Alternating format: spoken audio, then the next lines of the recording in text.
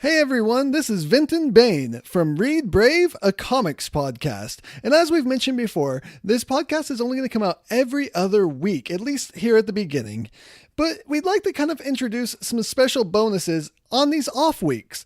And this first one is a talk that I had with Sarah Cade from Common Room Radio and Alastair Stephens from Storywonk. We recorded this back in March, and we were just kind of talking about how excited we were about Captain America Civil War. We were talking about the comic books, our theories for the movie, and how excited we were to see Spider-Man from the Marvel Cinematic Universe and to be introduced to Black Panther. Of course, the movie is out now, and I highly recommend that you go see it. But there won't be any spoilers here because we did this talk before the movie came out. So enjoy this talk, and we'll see you with a brand new episode next week. Until then, check out readbrave.com, the website that this podcast is built out from, which we just rebuilt, and check out graphocast.com for more podcasts.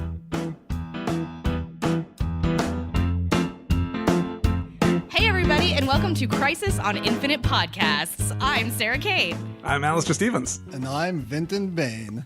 And this is basically just a geek out sesh. We're just going to talk about Captain America Civil War and just kind of lose our minds for a little bit and force you guys to have to listen to that, if that's cool.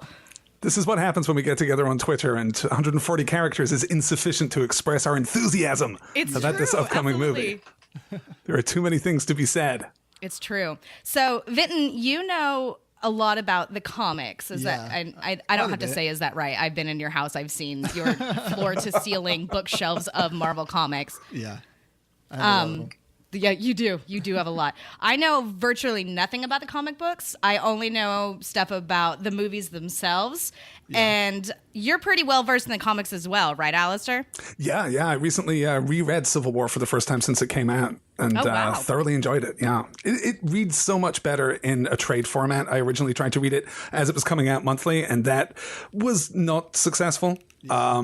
But when you get the trade, it really moves along. I could see that being a real problem, actually.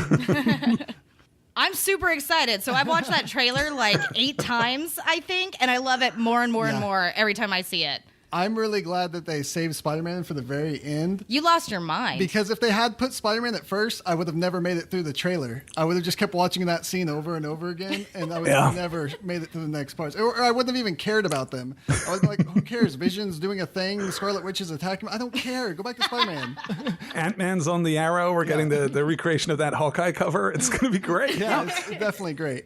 What I loved most about the trailer, and what Marvel's been just excelling at lately, is communicating this incredibly complicated world in 2.5 minutes and really managing to hit the thematic philosophical notes that underpin it.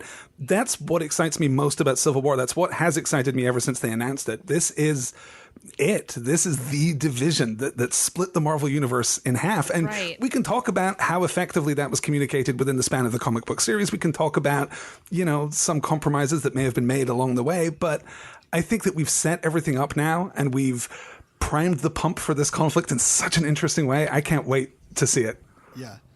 I completely agree. I think it's going to be just an absolute blast. Now, I've noted, this is the whole reason why we started doing this today while we're recording this is because everybody on Twitter, of course, had that hashtag Team Cap or hashtag Team Iron Man thing. And everybody I know was starting to have conversations. Well, who's right? Is Captain right? Is Iron Man right? And then kind of comparing the viewpoints from the film, which obviously we don't know fully yet, but we can kind of glean a lot of that versus like the viewpoints of the comics. So do you guys want to talk about that really quick? Like what the Civil War storyline is like within the comics? I want to ask a question real quick before we do that. Whose team is everyone on? I have flip-flopped back and forth, I think, every day. Yeah. I switch. And so I finally think I have to take my stand like right in the middle and be like, they're both right and they're both wrong. And I can see...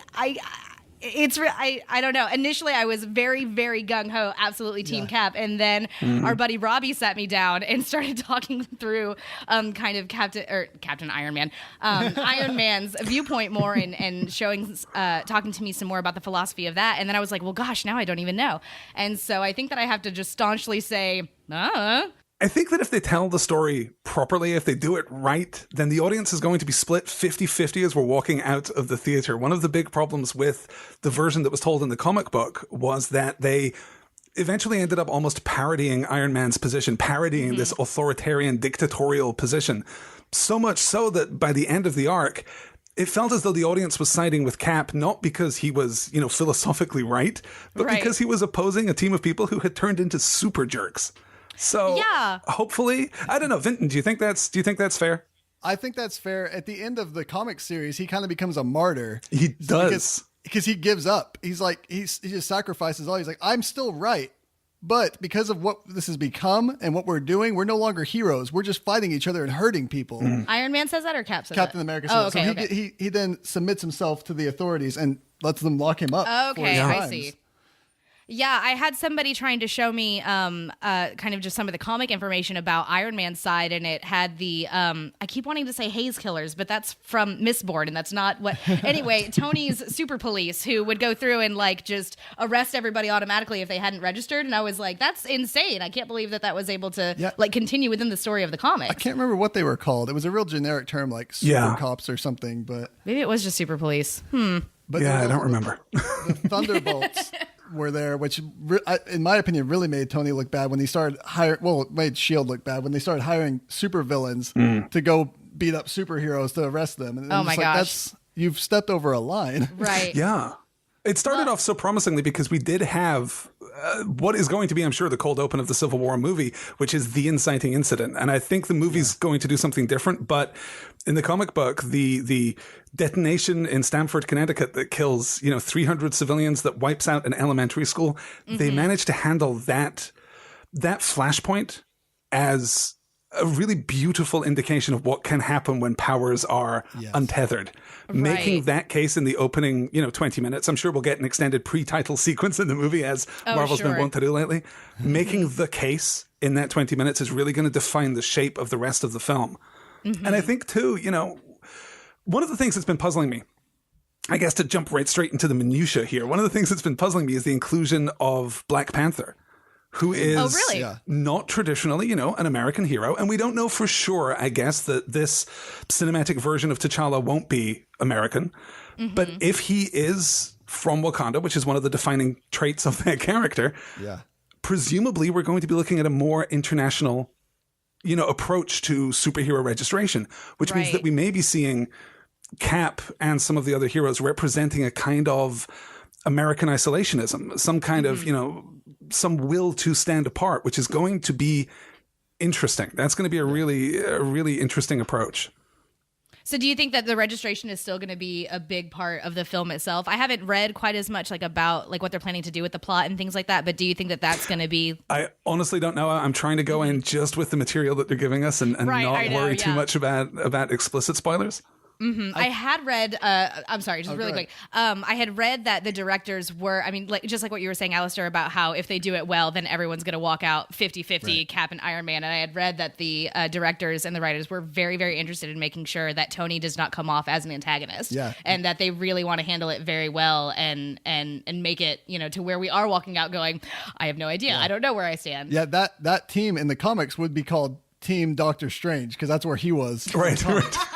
Everyone kept coming to him and being like, which side are you on? And he's like, I'm fasting for 40 days for you to figure this out, because this is awful. There's no right answer here. You're both wrong. Yeah. And this can only end in bloodshed. So I'm fasting for the best outcome with the least lives lost. I am absolutely 100% okay with being Team Dr. Benedict Cumberbatch Strange. So that's where I stand now. And it's no coincidence that that's the next movie. I think we can kind of, it's possible, I think, to get a shape of where the MCU is going just from their release schedule at this point, because the standout movies now, we've got Doctor Strange coming in the fall, we've got Guardians of the Galaxy 2 coming next year, which presumably is going to set up this cosmic level conflict leading into Infinity War. Then we've got Black Panther, which presumably is going to return things to Earth, and then we've got the Avengers United again. I think that the arc from here to there is going to be interesting. I'm not sure that we're going to get a definitive, well, I guess we're all buddies and everything's happy ever after at the end of Civil War. I think we may see a real schism that's going to endure for quite a while. Well, it did in the comic books. They had two different Avengers teams. You had the Secret Avengers, which were the continuation of Captain America's team, Underground, not registering, but still continuing to be superheroes. And then you had the S.H.I.E.L.D. registered Avengers, because after the events in Civil War in the comics, I don't know if they'll do this in the movies, but Tony Stark became the head of S.H.I.E.L.D. because Nick Fury was absent, just like he is in the movies. Right. I Well, think and S.H.I.E.L.D. is defunct in the movies now, so it'll be interesting to see if they're trying to patch that back together or what they're doing with that. And you could see them bringing back a movie version of S.H.I.E.L.D. and putting Tony Stark at the head of it, and then still having Coulson, in the TV show. No, we're the real S.H.I.E.L.D. We're the S.H.I.E.L.D. that's buried so deep that not even S.H.I.E.L.D. knows that we're here. Because one of the big conflicts that we're going to have to talk about, I guess, is the decision to exclude TV continuity. We're not talking about the Inhumans. Right. It doesn't seem as though Daisy Johnson is going to be required to register or be licensed or whatever kind of verbiage we've got for this act. That's an interesting choice because powers are so ubiquitous in the 616 universe that some kind of registration act makes sense. But I mean, really, how many powered individuals do we have in the MCU? Yeah, especially if you cut out the TV show. Right, exactly. And we've got people who are taking sides in this conflict who, technically speaking, aren't powered. Hawkeye isn't powered. Black Widow isn't powered. So it's difficult to see what kind of language they're going to include that's going to cover everyone. Are we talking essentially about vigilantism? Is it anyone who's taking, extra legal means to fight evil and rid the world of danger? Because if we're talking about vigilantes, that puts a very different spin on it because we're including a lot of people who wouldn't otherwise be included.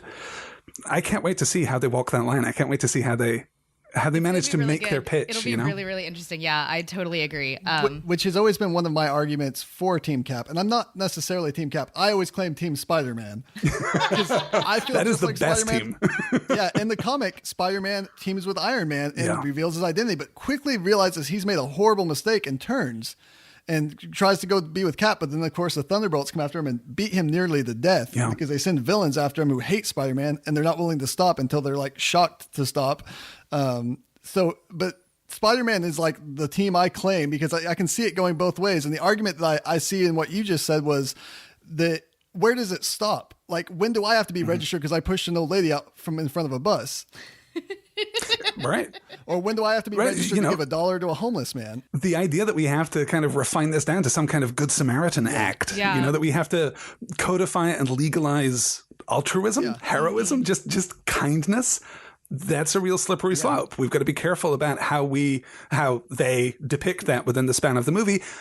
On the other hand, proponents of Team Iron Man would say that we expect in real life exceptional people with exceptional skills to be licensed. Yeah. Right. You can't just train yourself in neurosurgery and go off and perform neurosurgery. You need to go through some kind of vetting process. There's some kind of, governmental accountability there. So really the devil is in the detail. And I hate to be the guy who's just kicking this can down the road and saying, we'll see how they make their case in the movie before I decide what side I'm on. But so much of it is going to rest in the specifics. How do you guys feel about the teams? How do you feel about the two sides that we've been presented with here? It's kind of interesting because there's they've kind of switched it up from the comics. In the comics, Vision was on Captain America's side. That's how they take down Iron Man in the end. Vision puts his hand through him and stops it. So it'll be interesting to see if they stay that way, if they do a bit of switching like Spider-Man did. And it'll be interesting to see if Spider-Man switches in the movie like he did in the comics. But the teams I think are about what I expected.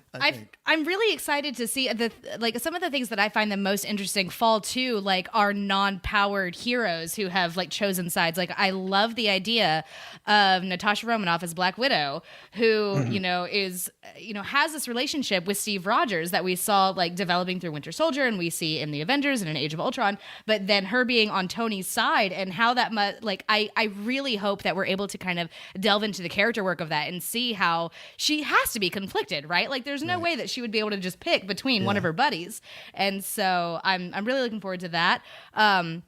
I was really kind of surprised in the trailer where you see where Scarlet Witch is actually attacking Vision and forcing him down to his knees and stuff. And that'll be really interesting because, are we not? I thought that we were shipping them in the MCU. Are we not doing that now? Are they going to be able to make up and kiss at the end? I have no idea. I hope so. I ship them so hard. I shipped them before I knew it was a thing. So many of these conflicts could be resolved if at the end of the movie we just have a 5-minute montage of them pairing off and making out. Yes. And I think, Cap and Tony, eventually we're just going to have to acknowledge the sexual tension there. Ever since Steve Rogers is tearing aside, pieces of lumber outside Hawkeye's farm, there's a certain tension there. You can't tell me there No, isn't. absolutely. Yeah. And it is, I agree with a lot of what you're saying, Alastair, about how like we'll have to see the movie to kind of like fully determine where we're going to be at the end. But I mean, like, I think that I feel like Bucky is kind of the wild card as far as the movie is going to be concerned, because it seems like, and again, I don't know if we're going to have that pre-title sequence where we have, an elementary school explodes or whatever, or if it's just about, I mean, like, Bucky seems to play a really important role, but we don't really know what that role is yet within the film. And so it'll be kind of interesting to see like what kind of happens there. And is Tony just jealous because Steve is now hanging out with his new best buddy Bucky and just wanted to? See, I thought Bucky would be the inciting incident. There would be something around that that would really drive that. It could be. From all the rumors I'm hearing, and I'm not sure where they're coming from, if I just missed something in trailers or what, but the rumors I'm hearing is that it's going to be Wanda, that she's going to do something that's going to be the inciting incident. It's going to be something with her and Crossbones, apparently, is what I've heard. Oh, interesting. Interesting. But I'm not sure where those are coming from. I mean, in a sense, Wanda triggered, the comic book Civil War through her M-Day No More Mutants decree. She's responsible for before Civil at least. War? I didn't know that. Oh, okay. Yeah, there was an increase in tension there when she, just gutted the mutant population. And of course, we don't have mutants in the MCU, but we can easily imagine something else happening. But we have this wonderful scene that's in the trailer with Thaddeus Ross. Giving the countdown of damage, New York, Washington, Oh my Sokovia. gosh, you're about to talk about my favorite part in the trailer. It is my absolute favorite. Yes. And talk about it. Yeah, I love. Oh my, I'm geeking out so hard. Okay, like I think that we're all aware of how much of a crush I have on Elizabeth Olsen and how I love her so much. I love her portrayal of Wanda Maximoff, and I love all of it. But in the trailer, whenever they show Sokovia, whenever Ross is talking about that, and then you see Wanda's instant reaction, and I'm not sure what our timeline is after Age of Ultron. But it obviously, like your entire city got completely destroyed and blown up. And also your twin brother, your best friend, the person who was most important to your entire life, is lost because of that battle. And to see her reaction. And then when Cap just is the best human on the planet and is like, okay, that's enough. And I was like, oh man, I love you with so much. It's my favorite part of the whole trailer. Thinking about the death of Quicksilver and looking at the way that the movie is kind of focusing in on and really, leveraging around Bucky, we may see an interesting juxtaposition between, the statistical defense of human life and then the personal defense of human life. That there may be an argument made that we need to save as many people as we can. Iron Man has a line about that in the trailer, doesn't he? The job is to protect as many people or to save as many lives as we can. So if we can oppose, that kind of utilitarian kind of response against the personal response, that might be really interesting.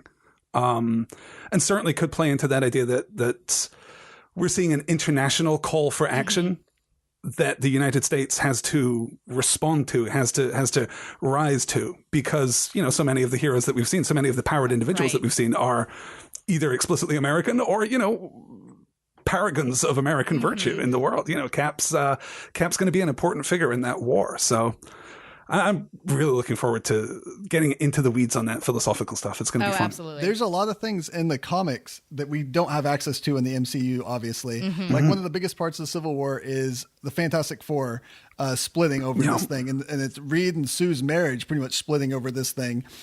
Johnny Storm, one of the first things that happens after they start the process, Johnny Storm gets beaten into a coma outside of a bar. And so that's a big issue. And Richards is a big part of setting all this up. He sets up the prisons for superheroes in the negative zone and all this. And then you have one of the other biggest parts is the Namor and the Atlanteans, which I just found out. I had never read some of the side stuff, so I kind of briefly looked up some of that. Tony Stark had actually sent Green Goblin to attack them and start a war with us so that the Civil War would end. That's what I'm talking about. That's after you have that heel turn from Tony, there's just no way back. No one at any point can read that book and say, that Stark guy's got the right idea. What a hero. I think we should start a war with the Atlanteans. Perfect. How do we stop the war with heroes against heroes? Oh, let's start a war with the Atlanteans and make Namor really angry. Well, I think that, Thanos and the Infinity Gems are going to play a part in that. I think we're going to see that, but that's going to be a real threat. That's going to be the kind of extra contextual problem that the Avengers are designed to cope with. So I'm really hoping that we're going to see that. Though we're going to be left with a really large roster of Avengers when all of this is over. We're introducing so many new characters. It's ridiculous, right? I mean, they've got like 6 on each side, 7, 8 on each side. It's absolutely preposterous. I mean, if Liz had a problem with with Guardians of the Galaxy and how many characters there were, I don't know how she's going to be able to sit through Civil War. There's going to be no way. Yeah. Well, I think we're going to begin to see some of these characters, regressing. We're going to see some of these characters stepping down from the spotlight. I have no idea. I mean, I don't have any plot spoilers, but it's easy to envision a version of this story that ends in Hawkeye going back to his farm and Linda Cardellini and living happily ever after. It's easy to envision, Natasha finding a life, finding some kind of pastime. Although we know, I guess, that the Hulk is going to show up in... My goodness, which movie is the Hulk going to show up in? Is it Black Panther? Oh, Thor, that's right, yes. He's going to be in Ragnarok? Really? Yeah, he's going to be in Ragnarok. Yeah. I don't know in what extent or how. That's kind of weird to me. But pay more attention there's a two that they kept out of this movie, and I think it's because they're such heavy hitters. Unless they're going up against each other, there's no one that's going to really be able to fight them well. Yeah, if the Hulk was that's there, a really good point. This fight in a second. Because, I mean, if he fights Tony in his big suit, it's not going to take that long. Right. And he can distract him, but it's going to separate. You have to have 2 different fights going on at once because it can't be in the middle of everything. Mm-hmm.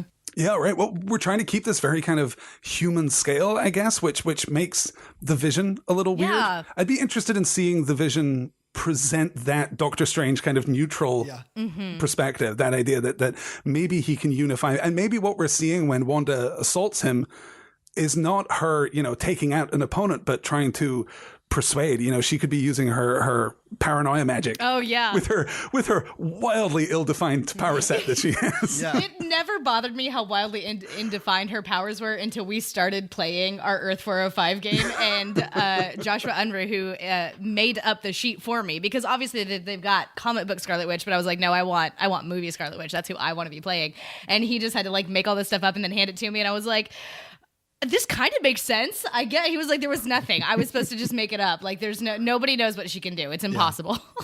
Yeah.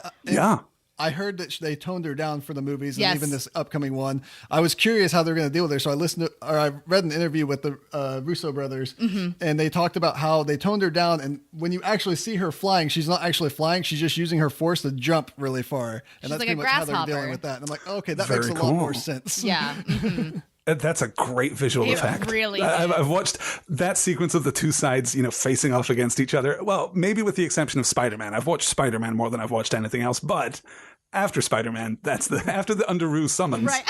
that's the scene that I've watched more than any other. Because that's amazing, right? I was not expecting that. I knew that they had finally, Sony had given us permission or whatever to be able to have Spider-Man in this film. But Vinton, you were talking about how you thought it was fake. You believed it was a fan-made trailer for so long. Saw it, I was like, I thought at any moment there's gonna be a prank thing that came up or something that was gonna tell me no, because I thought for sure they're not gonna show him until the movie because they haven't shown them yet. Mm-hmm. And I didn't hear anything about him showing up in the trailer. I just said, "Oh, you gotta watch. There's a new trailer," and I'm like, "Okay, I'll watch this new trailer." And he showed up. And I was like, "Wait, who? Did someone add this in?" And I mean, we know it's easy to do because people have gone in and changed it to be Iron Spider or be Miles Morales or the Venom suit or whatever where he is in that trailer. So I know someone could easily make something that. So I was thinking, surely this is fake. I'm gonna hear in 15 minutes, and it wasn't until everyone on the internet was talking about it that I was finally, oh, this is real. I'm real excited. It's such a huge moment. Spider-Man is my favorite character, bar none. He is my guy since I was, 15 years old.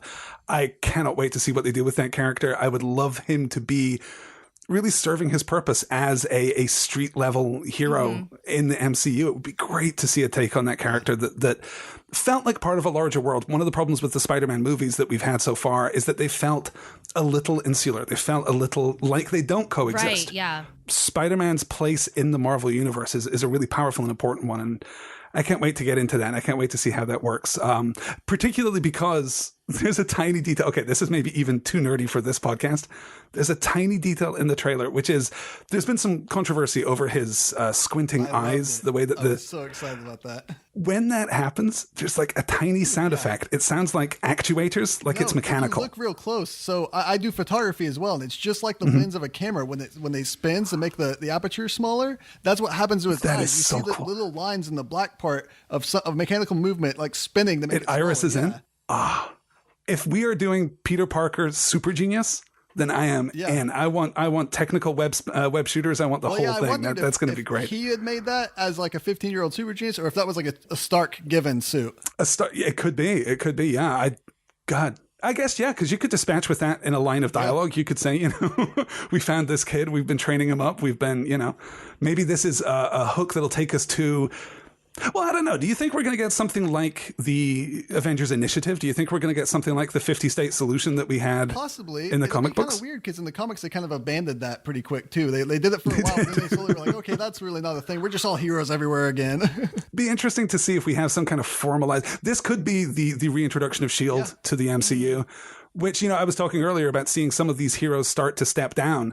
This could be the last movie that we get with Iron Man in a central position. I mean, we've had a lot. I don't know how long Robert Downey Jr. is going to want to continue playing this part. And I don't know how many stories there are left to tell about Iron Man after, the arc that he had in his movies and then the arc that he's had in the Avengers movies, which seems to be reaching some kind of culmination in Civil War. So I would love to see him step back and take up that Samuel L. Jackson position as, the cameo at the end of every movie. That'd be great. Well, and what's kind of weird with the pop culture of all this is that we have a reverse of what we saw in the comics, because in the comics, X-Men and Spider-Man dominated the scene throughout the 90s. Yeah. And the Avengers have been pretty much forgotten. And Marvel wasn't in a great spot financially. They lost most of the stuff to their movies. And they decided to do the Civil War thing and bring to the front Captain America, Iron Man, and the Avengers again. And it did. It sparked them back up into popularity where they had been forgotten and moved to the B issues. They were now in the forefront of the Marvel Universe again. But we have the opposite here in the MCU. Captain and Iron Man are the forefront already. So now we have the opposite of them maybe stepping down after this movie or doing something different. So it's kind of the opposite side of popularity. So it's bringing it up. And they're now the biggest ones. And then where are they going to go from here? Is it going to step down and focus more on the other smaller characters now? Try to get them more popular? Maybe Spider-Man, Yeah, it is fascinating to remember, this was 2006 and this was the first big, Marvel Comics event since, I guess, Heroes Reborn that wasn't X-Men focused, that wasn't in some way skewed toward that side of the line, which we'd still be seeing. We'd be seeing X-Men in the MCU if they hadn't sold off the rights, right, exactly. If they hadn't plundered the archive in order to ensure their continued survival. I can see a situation where we lose Tony Stark as a primary mover in the MCU. I can also see a situation where we lose Steve Rogers. I can see him, deciding at the end of this conflict that he is too provocative a figure, too divisive a figure. Perhaps he does things in the defense of Bucky that he can't, reconcile with being Captain America. We may see someone else take up that mantle. We may see, as we've seen in the comics. Well, in the comics at the end, I don't remember the reporter's name, but there's a reporter that talks to him with Ben Urich, and she basically yells at Captain America after he's already given himself up, and because he's still saying he's right, even though he's given himself up. And she says, "Do you even know what MySpace is?" Of course, MySpace was real big back during the comics. And she says, "Have you ever logged into..." That's the line I want in the movie. Captain America, do you even know what MySpace is? And so she's pointing out... I'm so sorry. That really great. Got me. So then she asks, have you ever seen a stupid video on YouTube? Do you know what America even is anymore? And she's saying, you're a relic. You're fighting for the freedom of a country that you know nothing about anymore. You don't know where we're at as a people at all. And it brings up an interesting point. Even though I side with Captain in this freedom idea, he doesn't really know what the country is. He comes from a war where we had this figurehead to fight, and the villains back then was always like a bank robber or someone that wasn't trying to really hurt anybody. They just wanted power and money, and it was easy, villain of the week, whatever. But now you have actual conflicts, and you have this hero who stands for something. He's not really fitting into this new world of complication and philosophy of understanding what our nation is, what security is. He just fits really weirdly into a post 9/11 world. He does. There's an interesting, shift in kind of basic political ideology at that point, because we think of Cap representing freedom, representing, personal liberty. He's the standard of liberty. But emerging from, the conflagration of the Second World War, he was also about service. He also understood, social and political unity and how important nationhood was. He's nothing but a symbol of nationhood. Right. To transpose that into the 21st century and to look at, a world in which we are unified by things other than country, other than, geography. We're unified by, an ideology that transcends our physical location. You know, we're geeks. We get to hang out online with geeks from all over the country, from all over the world. That kind of unity, I wouldn't say it's less important. It's certainly different, you know? The way that we mobilize, the way that we identify each other and ourselves, the way that we even talk about culture and community is fundamentally different. It would be really interesting to see Cap continue to wrestle with that as he did in The Winter Soldier itself, you know? What did you guys make of that movie? Is that high on your personal lists? Oh gosh, I think it was brilliant. I've only seen it like twice because, okay, and this is, don't let Liz listen to this. We can't let Liz know. I thought Winter Soldier was a little bit boring for my taste. No. But, I mean, I enjoyed it. But, I mean, you guys know me. I am all about the bombast. Yeah. The more action and the more that is going on, the better. True. And so Liz and I are completely, it's a wonder that we're friends, but we are complete opposites in that regard. She was watching Before Sunset last night. Yes. And she's sitting there describing it to us while we're sitting, like, because Nathan and I went over to go say hi, and she had just finished the movie, and she starts describing it to Nathan, and I mean, I checked out within like milliseconds. I was like, nope, done, don't care. And she, wow, those people sure are walking around Paris a lot, huh? Sure or Vienna, yeah. Vienna in the first one, I guess. And it's just a funny thing that she and I know about each other though, because at the end of her describing all of this, Nathan, she looks at me and she goes, "It's not your movie." I was like, "No, clearly, it absolutely is not." But you know, I get very excited for every, you know, new Marvel movie that comes out, but because specifically the Captain America movies are a little more, I don't want to say noir because I don't think that's quite it, but like Winter Soldier in particular was much more of like a, you know, like a secret spy kind of film thing going on. It did not capture my attention quite as much. All of that said, I really enjoyed it. I really enjoy Scarlett Johansson. I really enjoy Chris Evans. I think everybody did an absolutely amazing job and I loved it. I remember right before that movie came out when they were like, "Oh, the Winter Soldier, blah, blah, blah." I was like, that's Bucky, right? Like everybody knows that, right? I've never even read the comics and I know that's Bucky. Like that's not, what are we doing? It's so funny. For, I don't know, God, 60 years, the maxim was Bucky's the only guy who doesn't come back. Everybody else in the Marvel universe gets brought back from death. They all get returned except Bucky. And then it was Ed Brubaker wrote that story, right? Yeah.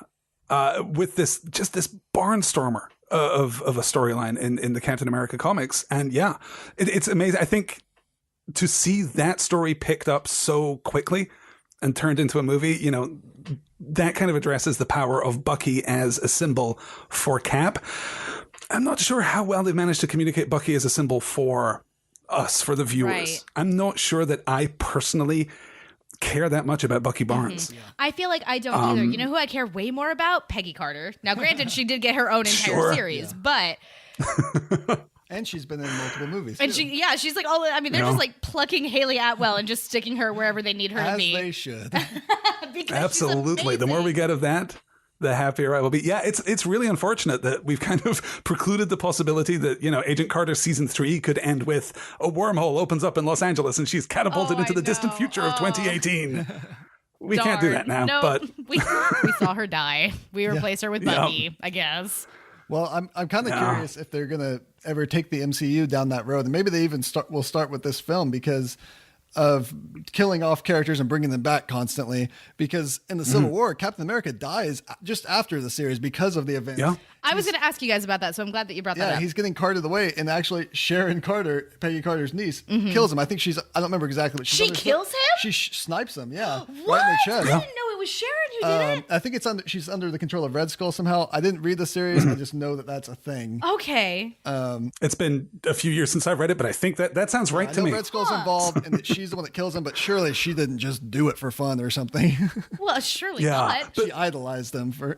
And that took us into a really weird story where Cap is bouncing around in time, but is presumed dead at least. I never read the follow up to that. I never read his I return. didn't read it, and I always got confused because they did this almost the same thing with Batman. He got shot and killed, and then he bounced through time and came back, and they're both like these icons that happened at the same time almost. And I'm like, what? Which one's which again? Can I just say, I love you both. Comics are insane. This is what I am learning about comic books is that they're just absolutely bonkers. I love comic books for the same reason that I love Doctor Who. You know what? That was actually the point. tying it all together. Yeah. I want that no prize. I want to be able to tie it together and be like, yeah, here's that thing, here's this thing. That was what I was going to say, is that, you know, I sit here and I'm not like judging comic books by any way, shape, or form. Like, I love whenever somebody like Vinton or our buddy Tyler will sit me down and like walk me through comics and tell me about all of it. But whenever I hear about it, I'm just like, how do you even follow any of that? Yeah. How are you able to? Because I read Wikipedia. when Yes. Yeah, no when we were kidding. starting to do our Earth 405 thing, I wanted to like ingest as much information about the Scarlet Witch as I could, and so I'm reading all about House of M. I'm reading all about like all of her various storylines, and I'm just like, this is absolutely insane. Yeah. Everything that is going on is totally crazy, and I stopped being self-conscious about the way that I played her because I was like, nope, I'm doing it just right. Never read a single comic, but I am on point. Oh, no, you got the characterization down thank you. perfectly. I think if they're really smart in the MCU, they're going to recognize that one of the consequences of this revolving door approach to death is that it's completely devalued threat. You know, Wolverine died a couple of years ago, and it wasn't a big deal because we were all thinking, okay, 2 years, he'll be back. There's going to be another movie. They'll have an excuse to put the comics back on the shelves. He'll return. I think that the MCU needs to treat death with respect and needs to make that stuff stick, which they're kind of forced to do anyway, because actors, unlike comic book characters, age. Yeah. We can't just have, you know, a perennially 35-year-old, you know, Cap. We need to keep those characters moving forward. And I think that's smart. We're really nearing the threshold where the first major transition is going to have to happen. And I think it might come out of Civil War. Do you guys think that Chris Evans' Captain America is going to be dead at the end of this film? Like, I know that this is completely speculation, and maybe in a couple of months, I mean, like in a month, we'll be able to come back and determine whether or not we were right on this. But do you guys feel like that may be the way that they're taking it, and that they're setting up Bucky in the MCU to become the new Captain America, and that they're going to... So that's what they did in the comics with Bucky. He was Captain America back and forth, off and on. And so I don't know if they'll end up killing Captain and having him replace him, or I did hear rumors of them killing off some kind of major character. I don't know where those rumors come from. Again, I hear these things and I don't want to research them too far because I don't want to be spoiled about the movie. I want to see it Right. And I first, think that but- some people are thinking that it's going to be Rhodes based on the trailer. I think that's a total fake out. I do not believe that I Rhodey agree. is going to die. I I don't think that... Yeah, I mean, you'd also have to have a flexible definition of major character. Yeah, exactly. And I don't think they would show it in the trailer if they were just going to do it as well. Oh, sure. They wouldn't show it that clearly if they were going to have him actually die. And he might, but it seems like a weird red herring to me. I mean, I can imagine a situation in which, yes, that's the last note of the movie, is Cap actually martyring himself for the cause, that he's able to unite both sides of this conflict through his death. And it would be enormously symbolic, and one might argue the only way that Cap's story can end. The only reason that I don't think that's going to happen is because the movie is called Captain America Civil War.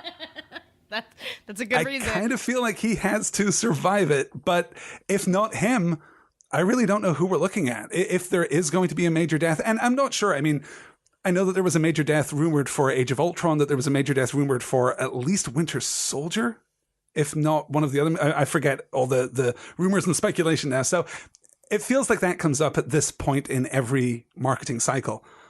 I'm not sure, if not Cap, then who could have a narratively satisfying death in this movie? And even as I ask the question, I think Natasha. Oh, I hadn't even thought about that. I was going to say that maybe Tony, because I felt like I had heard that RDJ didn't want to do any more movies after this, that this was going to be his last one. But Natasha would be way more narratively interesting. I think people might freak out about that. You only have so many females. Everyone really wants a Black Widow movie, and then we just kill her off, and we're I feel like, no, they you would don't be get killing it. a cash cow there. That could be the reason we haven't had a scheduled Black Widow because movie. they're Yeah, killing her she's off? Oh my the gosh. obvious one missing from that list. Man, I don't I'm know. totally freaking out now. Oh, man. Maybe they're going to go where the comics went, and it's not a major character yet, but maybe it will be in the movie. They're going to kill Aunt May. That's why you don't take off the I am mask. so Spidey. tired of watching Peter Parker's relatives die. Like, I'm immune to it now. I've seen it so many times. It means nothing to me. Are you eating Girl Scout cookies? What do you got? Are those Samoas? We lost Sarah. Sorry. Sarah, you can't eat cookies while podcasting. No, I promise. Oh, sure you can. Listen, I snuck off and grabbed another beer while y'all were geeking out about... That one was empty, thank God. While y'all were geeking out about Spider-Man, I can eat a Samoa. Okay. Okay. Here are the actual Samoas. What are these? What are these? I'm just gonna eat it. No, that's what I actually want. I'm sorry. I wanted to tag along, not a Samoa. Awesome.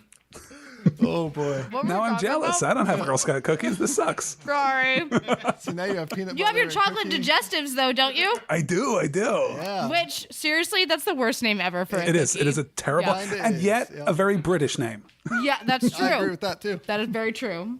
Well, speaking of deaths, it's interesting to me. I know they're not going to kill Thor because he has another movie coming up, but in the comic books, he was dead at this point. Really? So he wasn't technically in the comics, except that Stark, when they first met, apparently had stolen a hair, and so he cloned Thor into this android clone thing, who then went berserk and killed Giant Man, who was not the Ant-Man Giant Man. It was a different Giant Man at this point. And that was another inciting incident for people to join Cap because they were like, this is not what we signed up for. I wish that you all could see my face right now because I am just so flabbergasted by the words that are coming out of your mouth. Comic books. Comic books. That's it.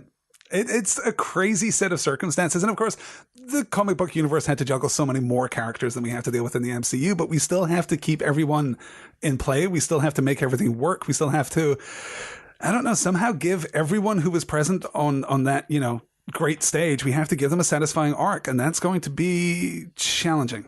I'm going to be interested to see how we do that. And I think that the natural way to close out some of those strands is to have some people retire, have some people step back, have some people, you know, just make different life choices, perhaps. It's going to be interesting. I'm interested to see, even though S.H.I.E.L.D.'s not really a thing so much in the MCU right now, I'm interested to see if Maria Hill plays a part, because she was a big part in the comics. She was kind of leading the S.H.I.E.L.D. attack on heroes. Or to get them to register, but she was doing it pretty violently to the point where Stark was having to try to rein her in. And she was a pretty big villain in the story. And I Really?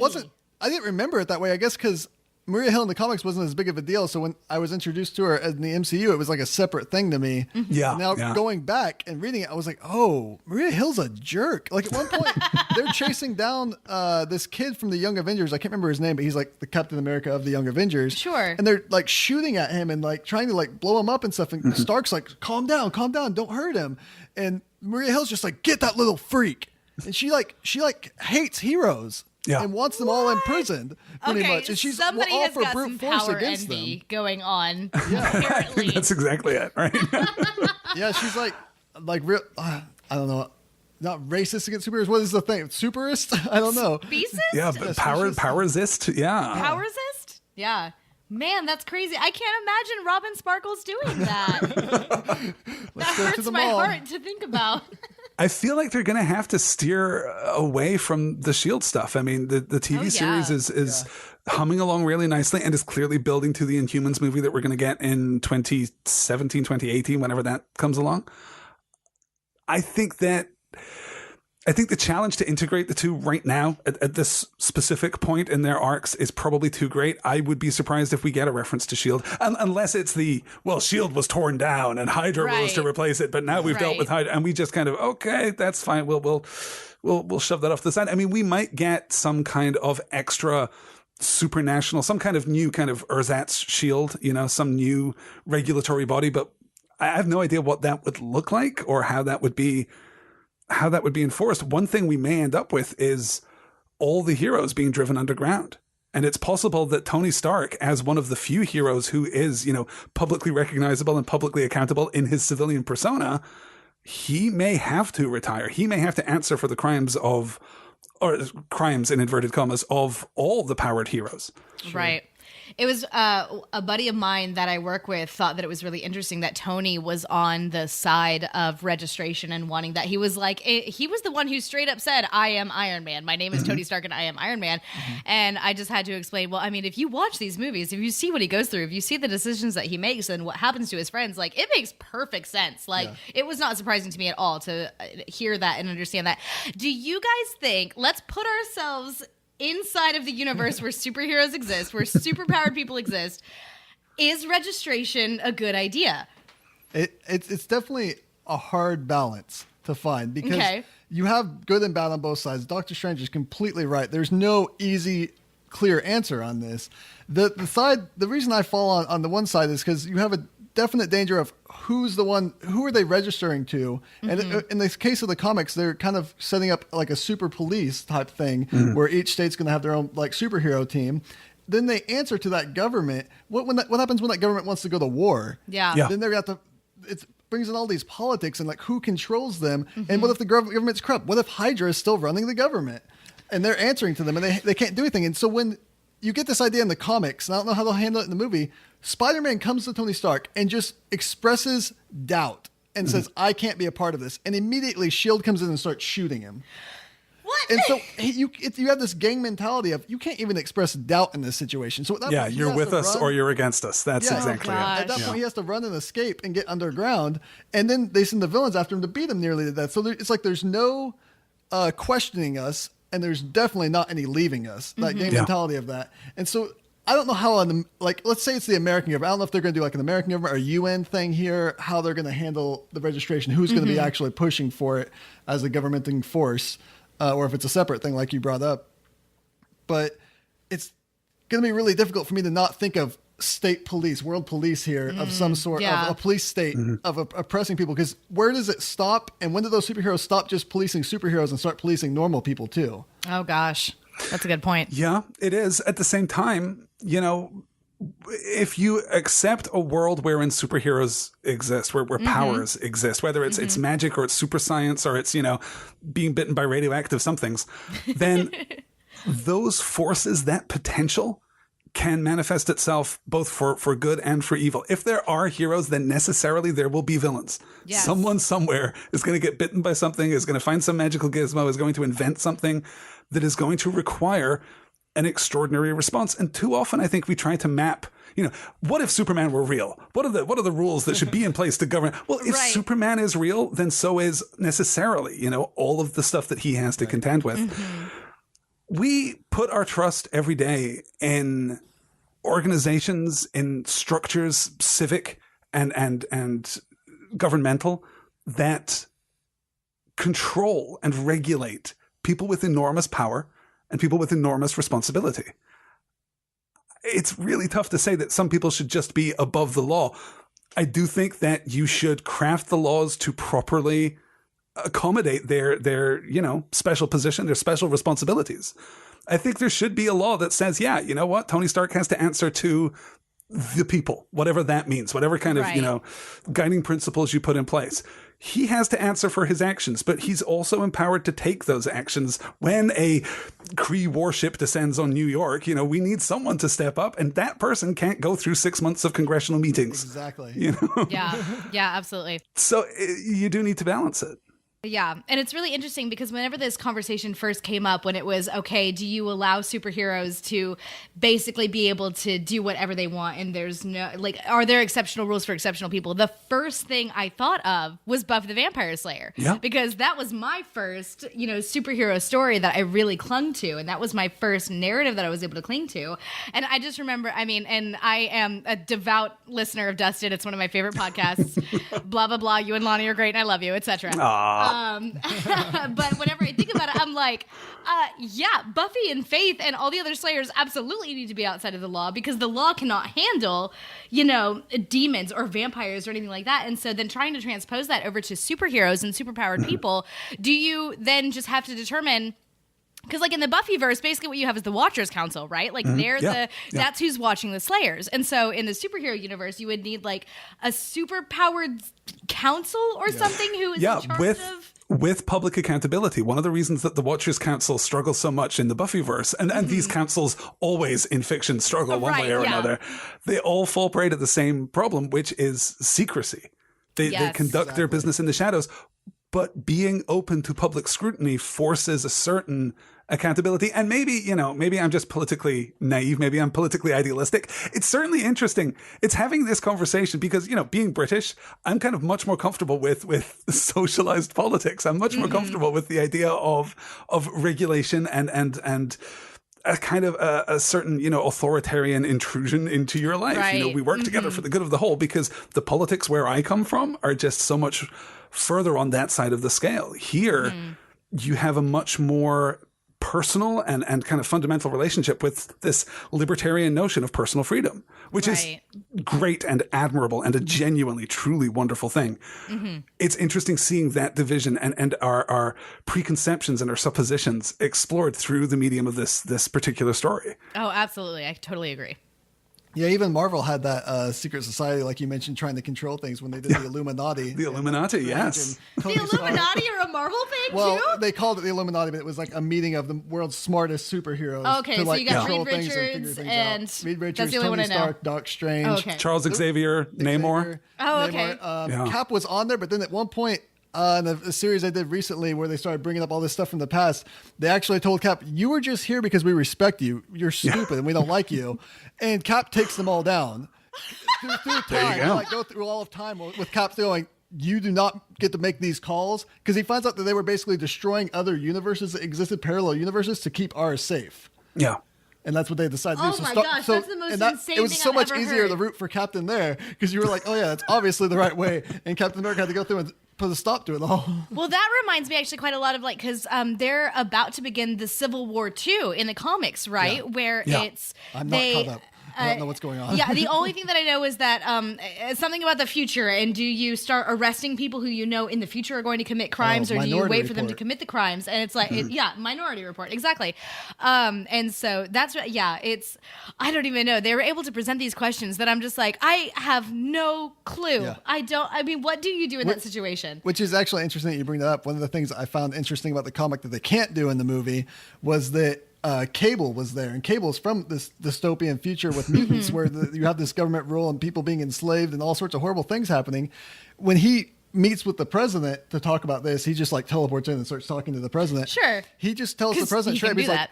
this will lead to the future I had, and it's going to be awful. He's like, how can you know? He's like, because I'm from that future. I saw this happen. He goes, this is going to lead directly to it. And he's just silent. He looks at him like, oh, it is going to. And he goes, well, that's 50 years from now. Those votes don't matter.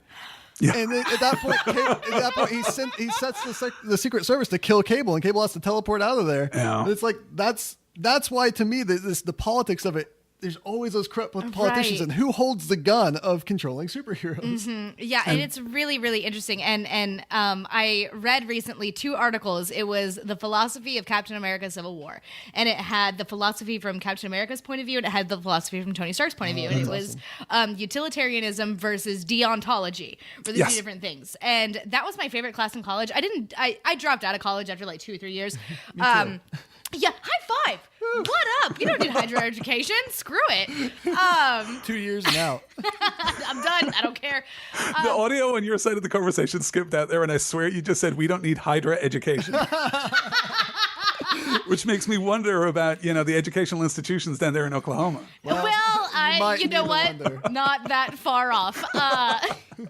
But no, I really enjoyed my philosophy class when I went to college. In fact, my final paper was arguing Kant's utilitarian point of view versus, I forget, the other guy's deontological point of view. And what I did was I wrote, instead of just writing a paper arguing these 2, I wrote a story about Kant and, what was his name? I totally forget. But anyway, I wrote a story about 2 philosophers trapped inside of a mall that was surrounded by zombies and having to discuss the greater good versus like doing the best that you personally can. And all this, I got an A-. I felt pretty good about it. It was great. See, you're inhabiting the oldest philosophical tradition. That's how Plato got started. Yes, Telling exactly. stories about philosophers. That's the way Right. to So do it. I felt really great about it. I earned that A-. That was easily my favorite class in college. But so I had been reading a lot about this, and it was talking about, Tony Stark's point of view and Captain America's point of view, and reading through those and seeing those, that was whenever I came to the conclusion. I was like, well, I'm on Team Cumberbatch. Like, I got to Doctor Strange my way through this and just not pick a side. Yeah. Oh, I was going to say it is difficult because when reading comics, especially as a young kid, it's just a dream world for you to go into. And so these are Sure. your heroes. You trust them. Yeah. There's no right and wrong with them. They're all right because they're your heroes. And it's you don't need a police state. You don't need the government saying what to do because you have the Avengers and they're always going to stop the bad guys. Right. Even if Spider-Man decides to be evil, the Avengers are going to come in and stop him. Whoever's on the Avengers at the time. Is anyone in charge of the Avengers? No, they're just a unit of heroes who do the hero thing. Right. When I was a little girl, whatever Buffy decided to do was the right thing. Right, Now, exactly. as a grown woman, I'm almost 30, I rewatched this series and I'm just like, Oh, honey. Oh, no. Oh, dear. Yeah, then you have to bring in the philosophy. Is this right Yes. for them? Who's watching the Watchmen? Yeah. Right, exactly. What did you guys make of, the arc we've seen from Tony Stark through particularly the Avengers movie? We've seen a possible consequence of his desire to protect the Earth in Age of Ultron, and we can, argue to what degree he's culpable for those events, but certainly it was his decision to, protect at the cost of freedom, to protect at the cost of pretty much everything. Are we sensitive to that? Do we empathize with his position, with what he faced in the Battle of New York? I personally feel it, because this was actually one of the examples that I gave to my buddy at work, who was like, oh, I can't believe that Tony is on the side of registration now, because he was the one who said, I am Iron Man, my name is Tony Stark.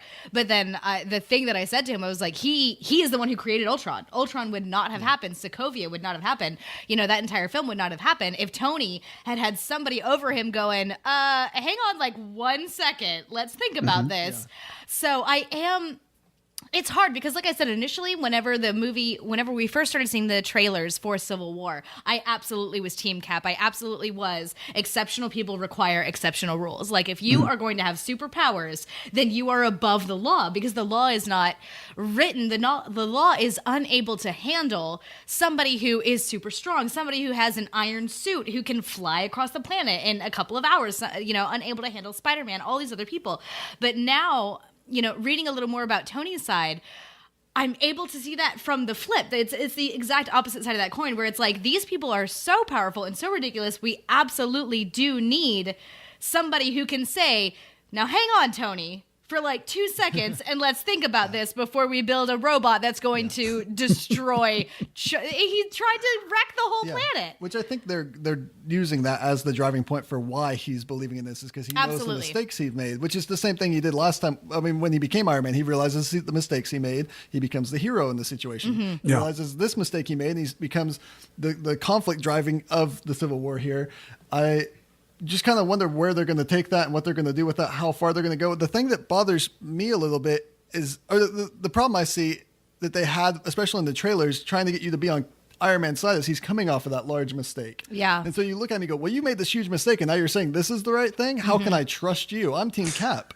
Yeah, I think they're going to have to write in a pretty hefty mea culpa right at the beginning. His argument is going to have to be, look, I was where you are now. I have made these mistakes. I have done these terrible things. Right. Now I have seen the light and I know better. They're going to have to really articulate his position well, or the fundamental conflict isn't going to work. If we come out of this movie looking at, well, I was going to say War Machine, but, let's look at the characters that we're a little more invested in. If we come out of this looking at Natasha and thinking, wow, what a schmuck, I can't believe she sided with Tony. Yeah. That's going to be actively destructive on the MCU, and they've done so much. They have built this glittering edifice, and they've barely put a foot wrong over the course of the last 5 years. I would hate for this. This could be the moment where everything is catapulted into an even higher tier, where we can really begin leveraging these stories to tell, to really explore fascinating and complicated and challenging and progressive ideas, political and philosophical. Or this could be the moment where we just have too many heroes and we just have too much of that kind of grinding interpersonal conflict. I think you're absolutely on the money, though, Sarah. I think we're going to see a contrast between utilitarianism, between Tony's desire to save as many people, to maximize happiness in this kind of John Stuart Millsian way.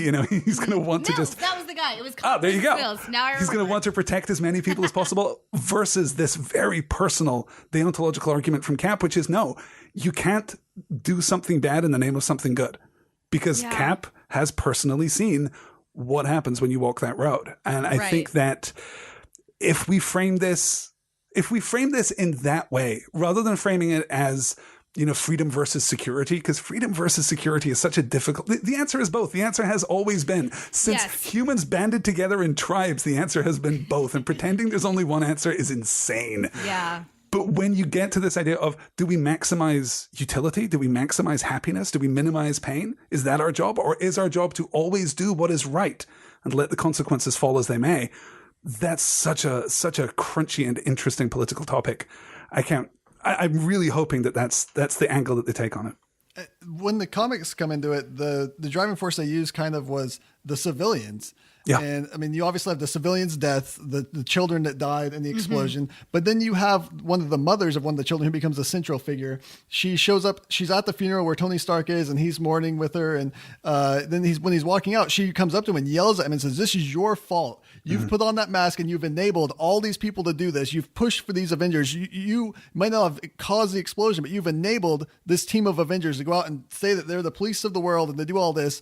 And my son's dead because of you." And she spits on him. Gosh.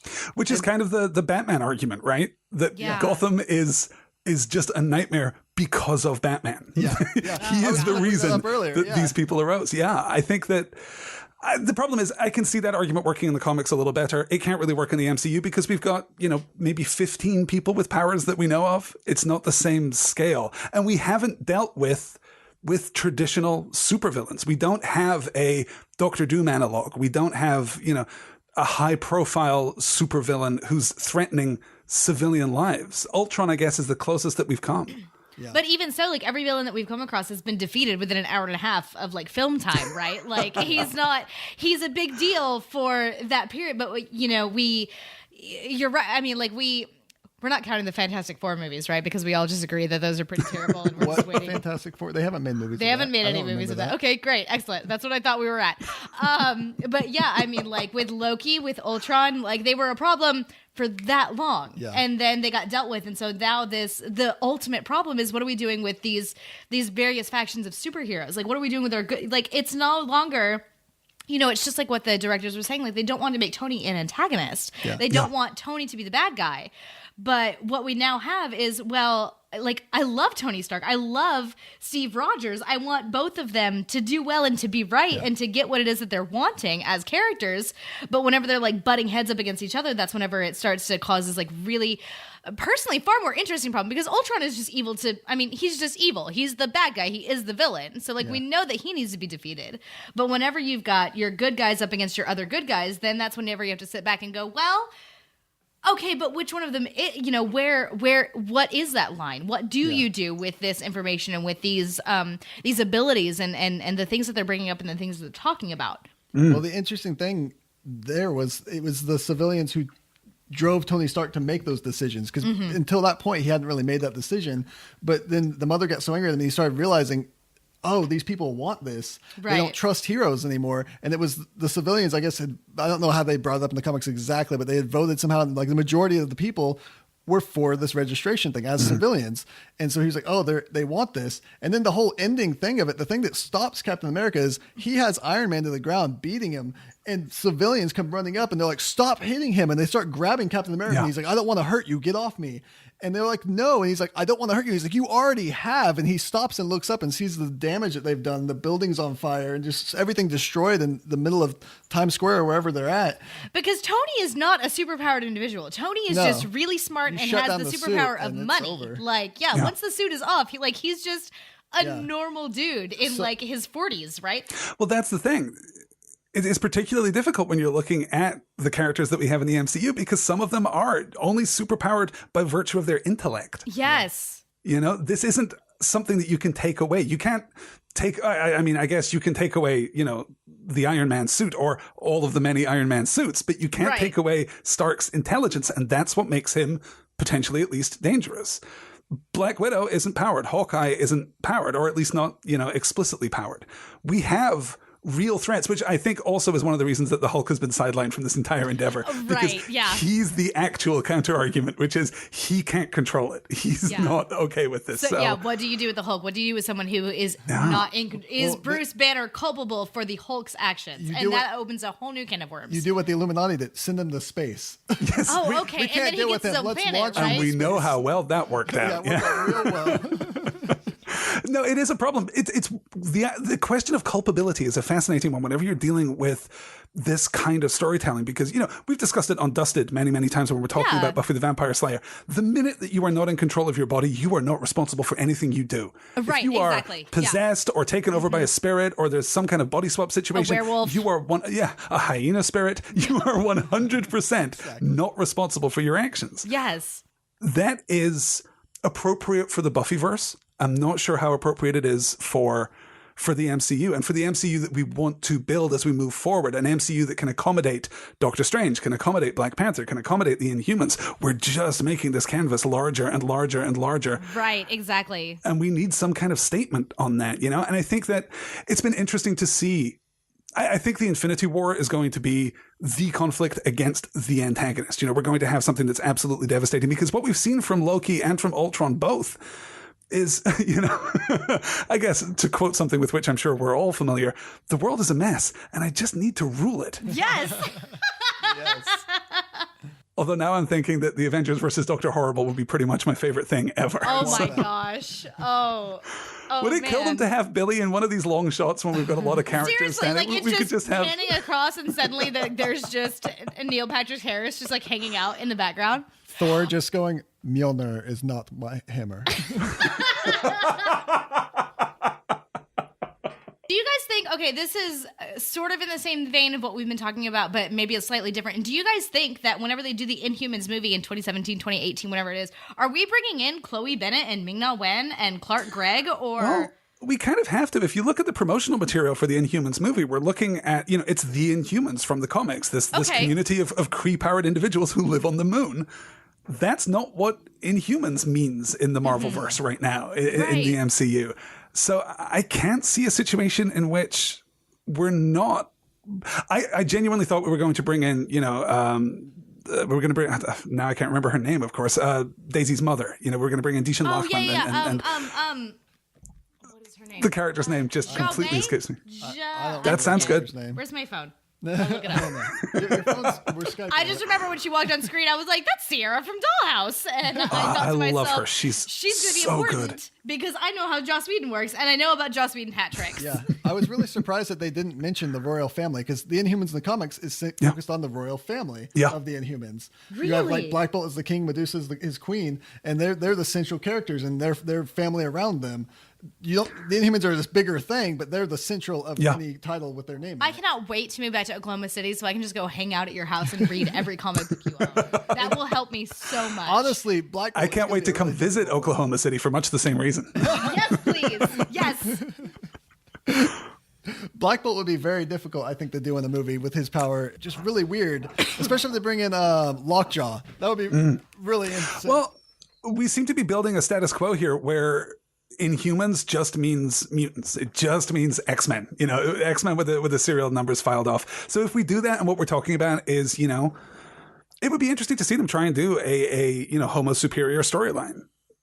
Try to protect a world that hates and fears them. It'd be interesting to take that approach rather than. But I don't know. The Inhumans is a brand that Marvel is wildly readjusting right now, so we'll see where we are. I'm hoping that they stick with, and though they'll change it to fit, but I'm really hoping they stick with the royal family and bring that in. And it would be that line of separation, like, oh, here's the royal family of the Inhumans. They weren't connected to the Inhumans you've met. They were connected to this real Inhumans and the people who have been the Inhumans for a long time. And you're right. That would give a really interesting dynamic to that conflict. If we have, S.H.I.E.L.D. TV show Inhumans all over the world by that point, and then the Inhuman royal family shows up with some fresh supply of Terrigen mists. If we're able to maybe perhaps the royal family descends, Black Bolt descends with Terrigen mists enough for everyone, maybe we'll see some kind of conflict there about who human beings are. Really, is it a function of biology? Is it a function of culture and society? Is it a function of something else, something ineffable? I think that there's real potential there. I'm just really sad that we're never going to get the X-Men story that I really want. I would just love to see the X-Men involved in the MCU. But at this point, even if they got the rights back, I don't know how they would ever fit it in. I don't think there's a way of doing it. I'm really enjoying what they've done with the X-Men movies. I'm actually kind of an apologist for more than one of those movies. But it is a shame to see that world in a vacuum without the greater context, and it robs us of characters like Magneto. It'd be really interesting to see that kind of villain with that kind of agenda, that kind of social, social dimension to his character within the MCU. But and if Magneto had been able to show up at the end of Age of Ultron, he could have handled. Boom, done. What? You got a bunch of metal robots? I got it. Also, I'll just magnetize this whole island and just lay it back down gently through all the metal. No problem. Yeah. That is how magnetism works. Yep. Magnetism allows you to do. You talk about an ill-defined power set for especially in the Scarlet Golden Witch. She Age. comes by it honestly. That's what I'll say. Especially in the Golden Age, when he would write like messages in the sky with magnetism, and he would control people's minds with magnetism. And just everything was like, that's how magnetism works. I'm Stan Lee. I love those like first 70 issues of X-Men are Oh, fantastic. it's so silly. Yeah. It's so like it brings me a lot of joy that you guys keep bringing up the X-Men, because we know that, you know, comic book wise they are a Marvel property, but like film wise we're talking about something totally different. But I mean,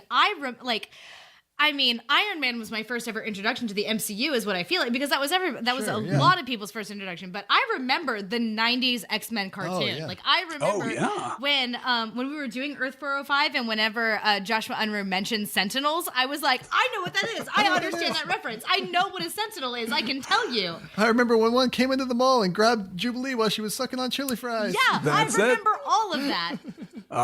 Jubilee specifically should find a home in the MCU. That would be really cool. This is why I'm never going to be allowed to write a Marvel movie, is because of all of this stuff that I'm saying on the record. They're going to take one listen to this and say, no, you cannot be trusted.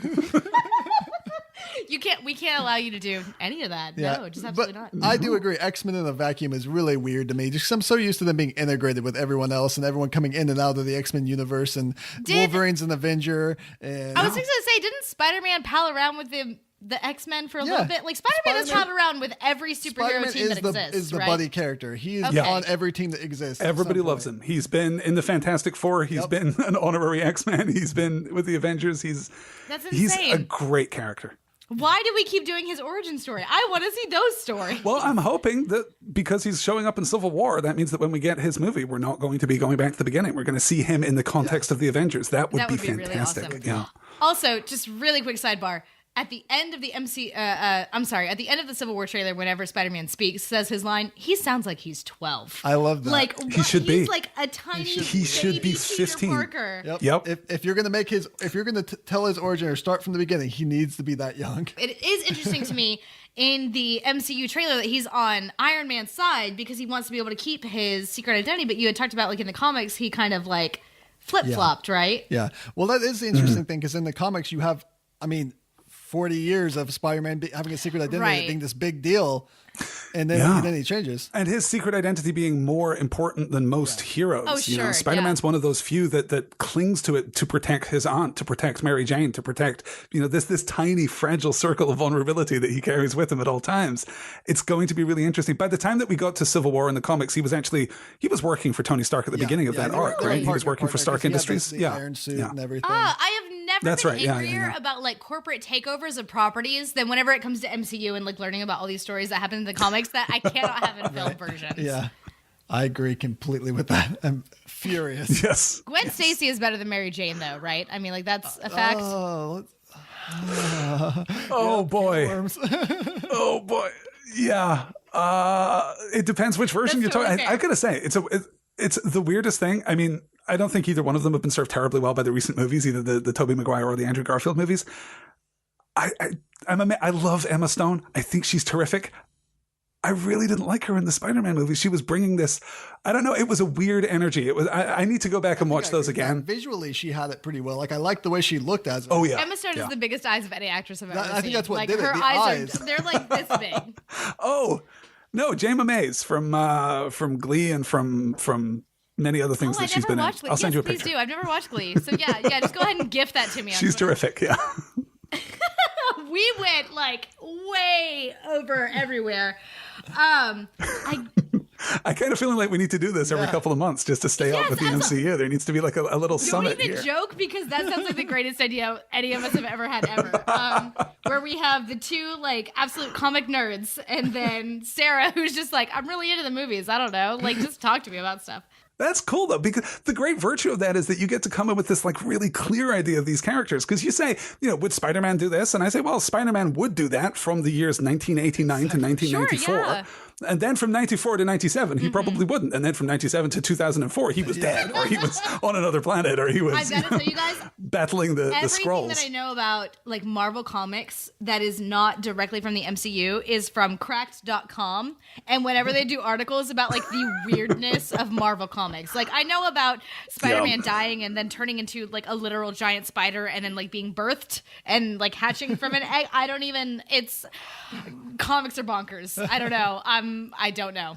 Yep. Yeah. Anytime you've got, the better part of a century of willful creators, creators who are looking to make their mark on a character, and you've got to maintain pretty much a static status quo, you're going to end up with weird stuff.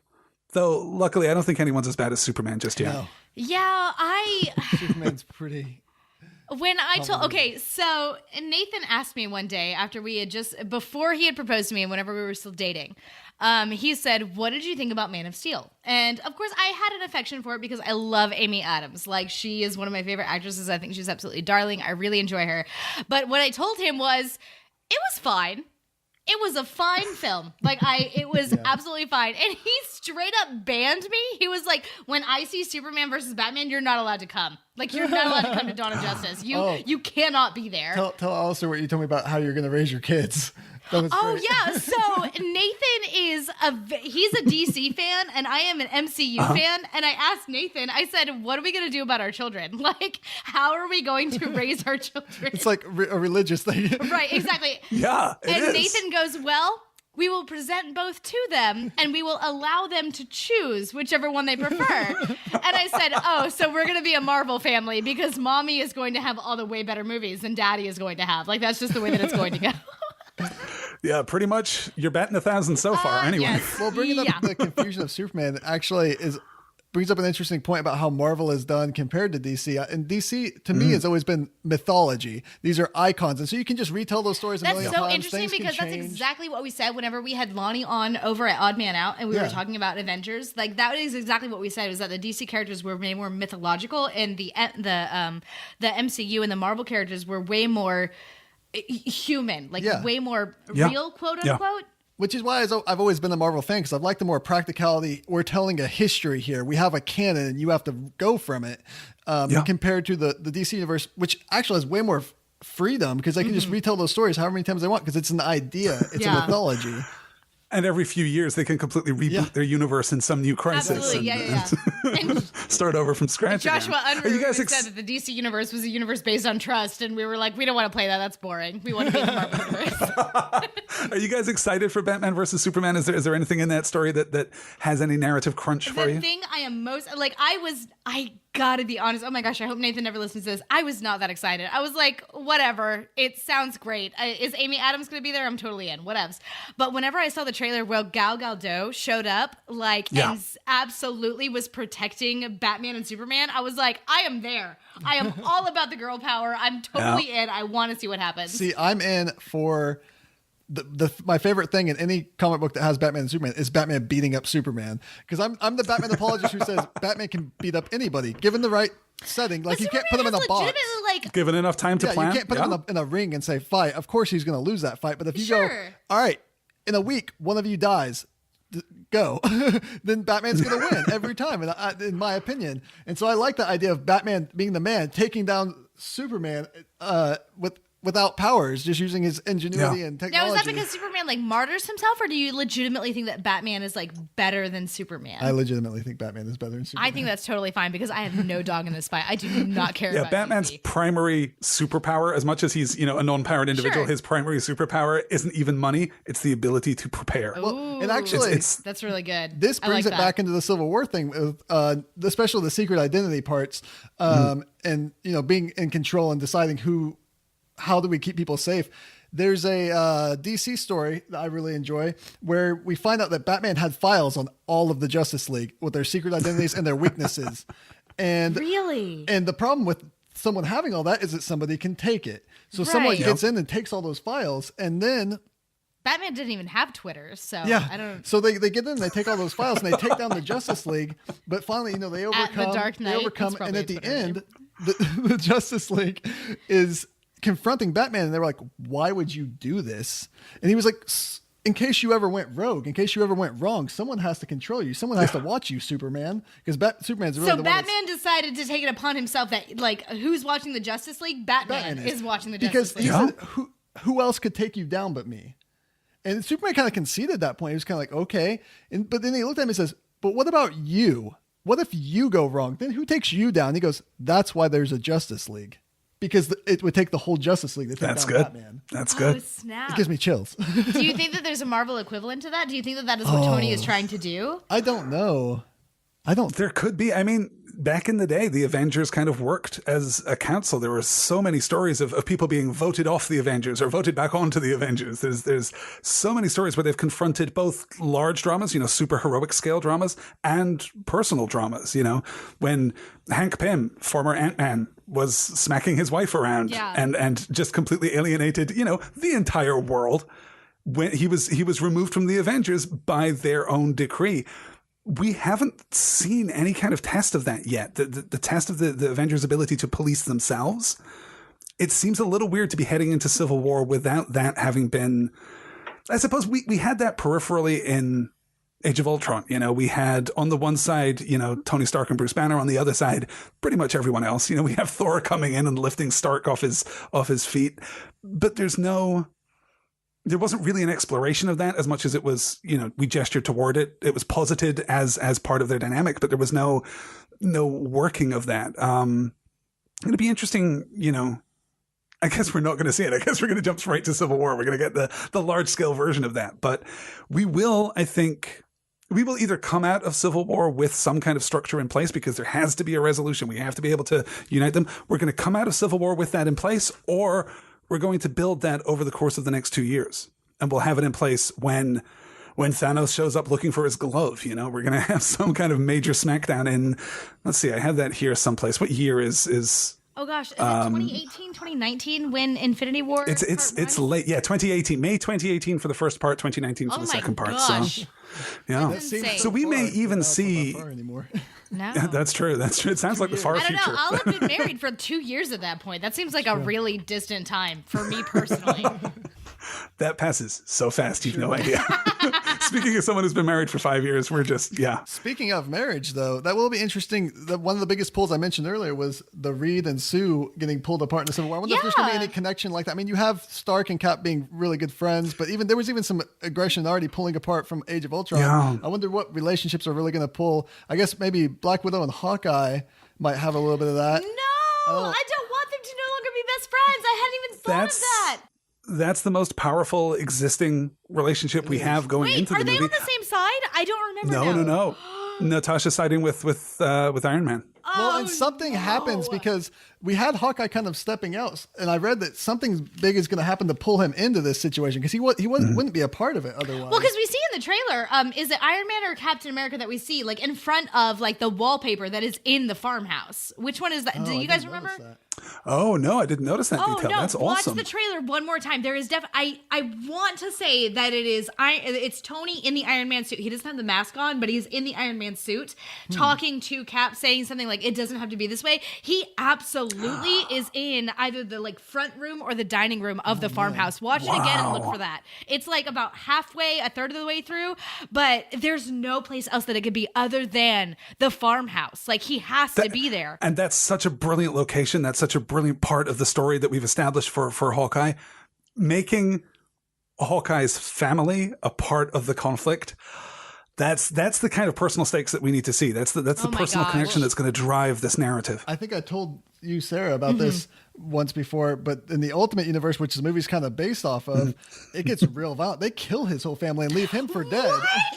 Yeah. I thought you already had this freak out moment. Like it was a while back. I might have. I don't remember.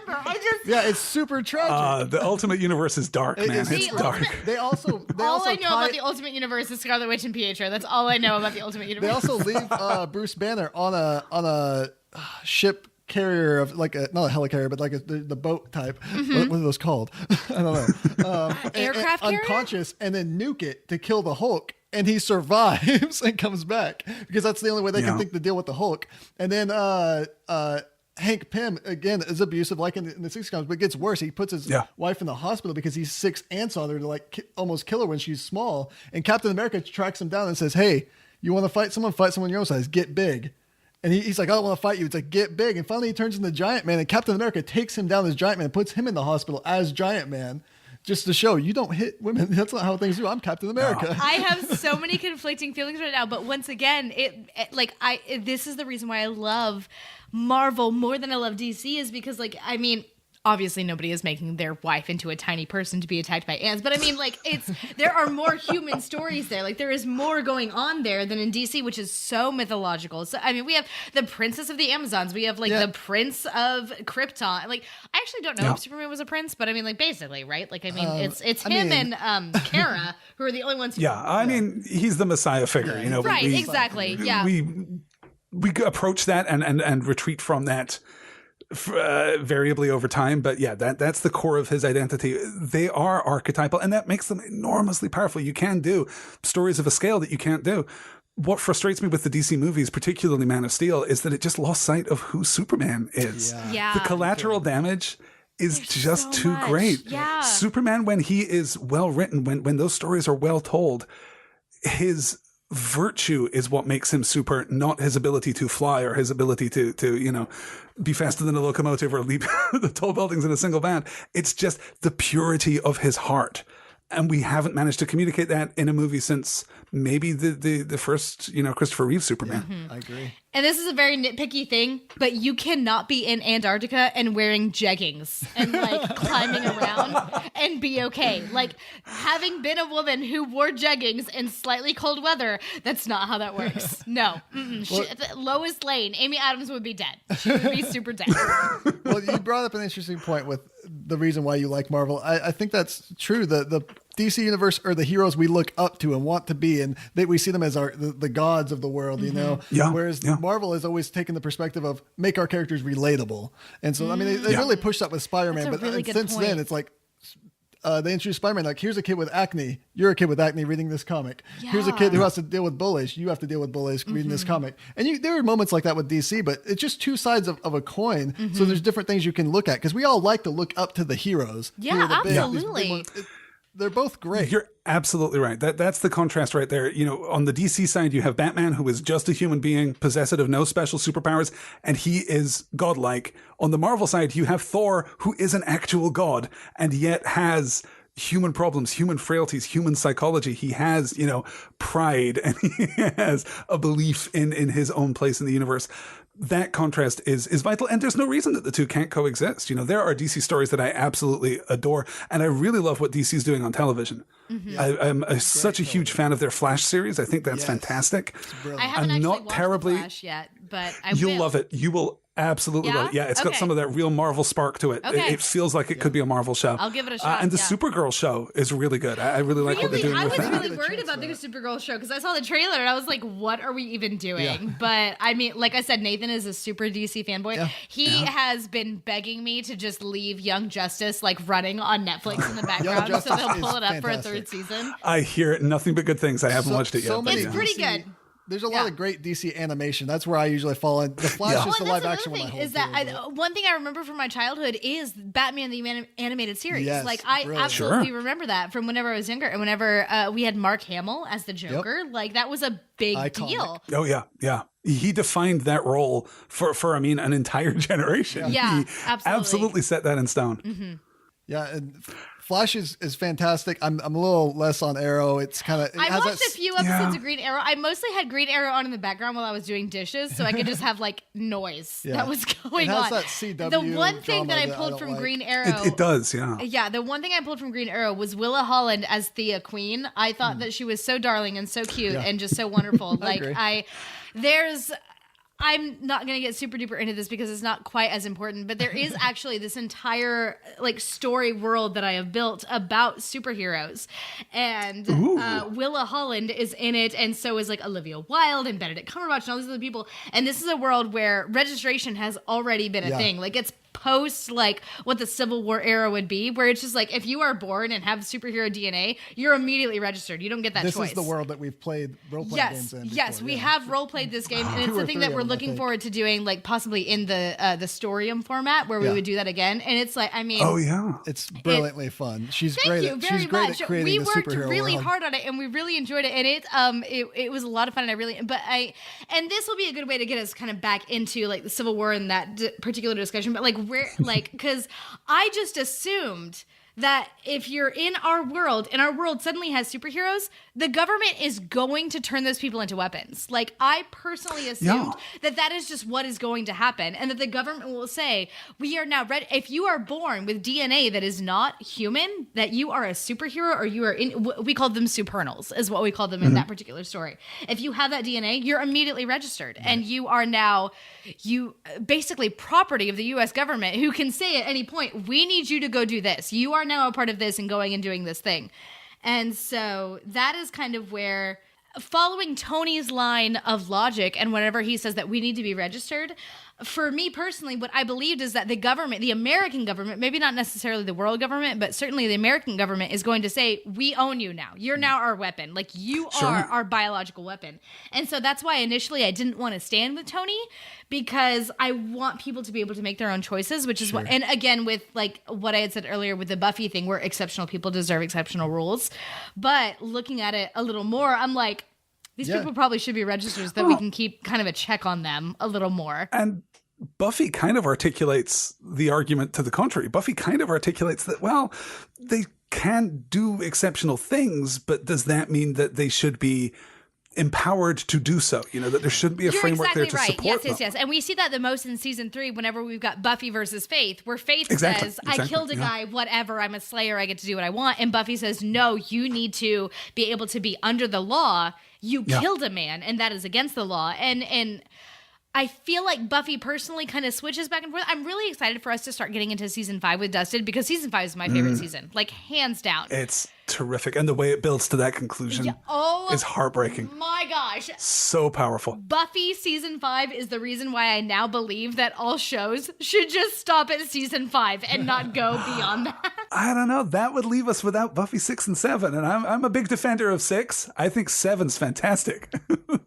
Well, I think you're making a really interesting point vis-a-vis, registration. Yes. Because that's an important word that carries with it a great deal of connotation. Right. But you can resolve that just by changing it slightly. If instead of being registered, superheroes are licensed, if instead of being, because we also have something of a registration mechanism in the MCU anyway, which is S.H.I.E.L.D.'s index. We've been dealing with that with regard to the Inhumans. Mm-hmm. So is this a central repository, or are we talking about basically turning all superheroed individuals or superpowered individuals into, employees of the federal government? I think there's a big delta there between those two ideas. So that's what I mean when I say that it's going to really depend on the details, the precision with which Iron Man's argument is articulated in the first 20 minutes of this movie. That's going to set the stage for everything.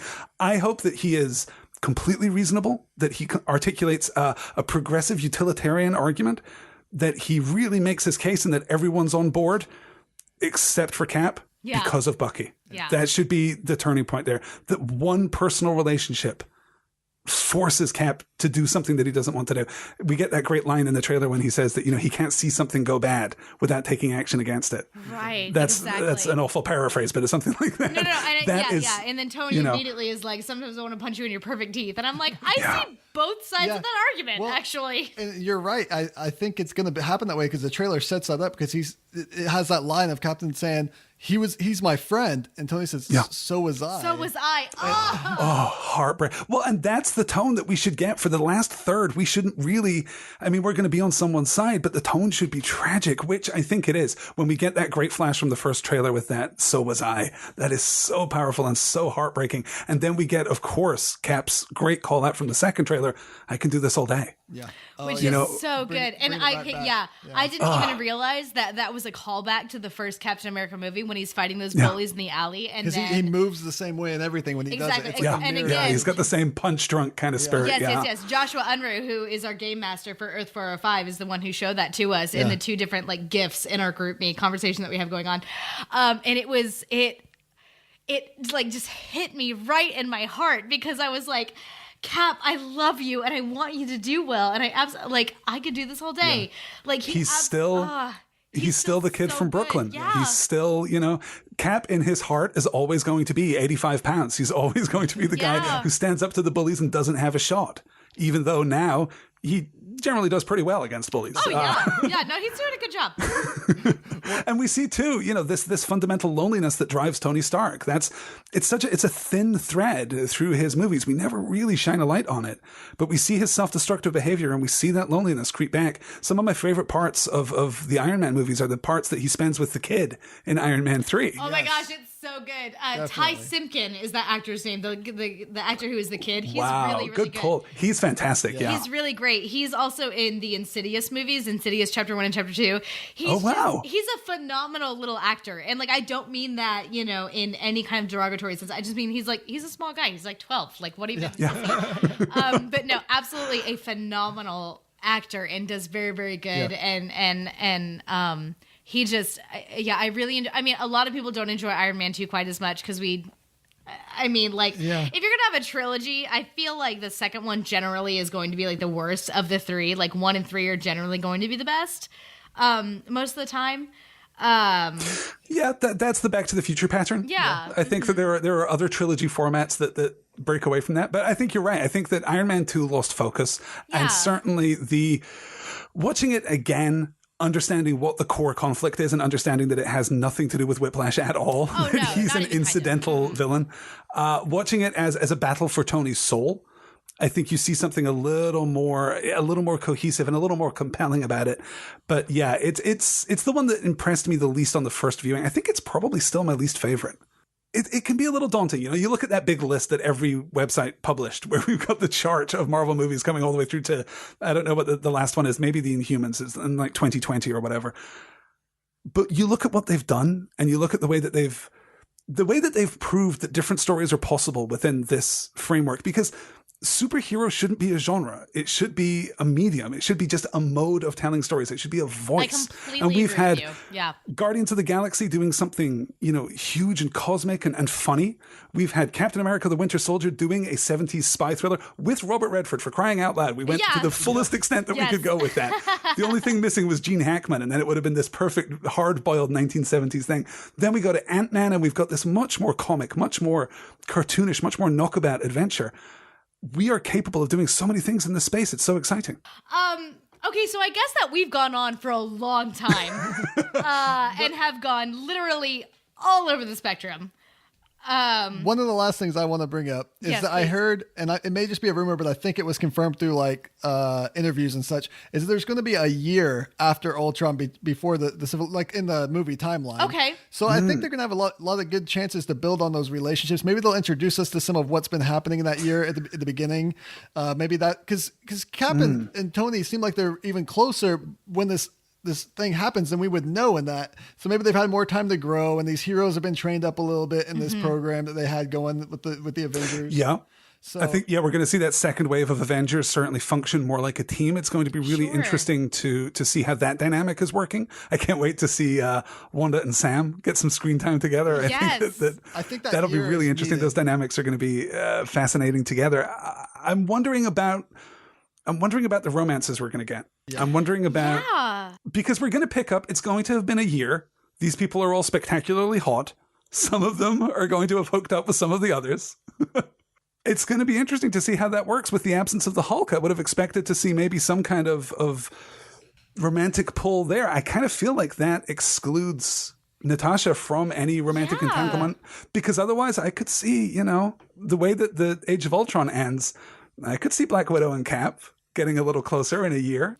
The interesting thing, and the thing you have to remember about comic books, is Black Widow's been around for like 40, 50 years in the comics. Right. She's had a relationship with most of the Marvel heroes. Just because Really? Over that many times, like if you guys are in a different relationship every 5 years, she'd be in almost 10 different relationships with different Marvel heroes. So this is what I get for not being a comic book fan. Like people tell me these things and like my mind is completely blown. I'm like shocked. The big ones I know of are Daredevil, Hawkeye, and Captain America. I know there's been others, but The only one I knew about was Black Widow and Captain America. That is so incredible to me, like with Daredevil and wow. I really want Wanda and Vision to get together though. Because I mean, I haven't even read the comics, but I was able to watch Age of Ultron and be like, no, I ship that. And I do know that Elizabeth Olsen herself, she like read the comics and was like, I love this romance. And that is why she's the greatest. Yes, you're absolutely right. I really do hope that in the next tier, the next phase, I guess, of MCU movies, that we do get not just more female characters, but more female agency. It would be great to see some female characters come to the fore and not the kind of the current Marvel paradigm that we have, because there's a lot of crossover between, Natasha Romanoff and Agent Melinda May. We've got a lot of damaged badasses out there.